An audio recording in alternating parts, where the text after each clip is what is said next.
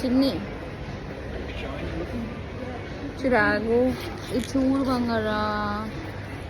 Daddy ఏం చేస్తాను, daddy cutting చేయించుకుంటానా చూడు.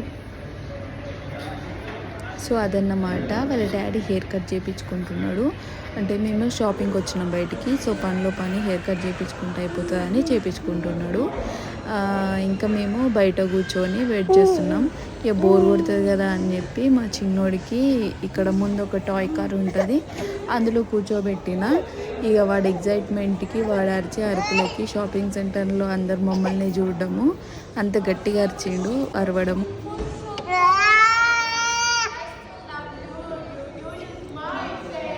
బేబీ ఏమేమి చేయించినావు సెలూన్కి వెళ్ళి?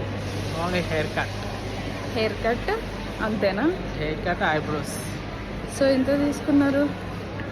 $35.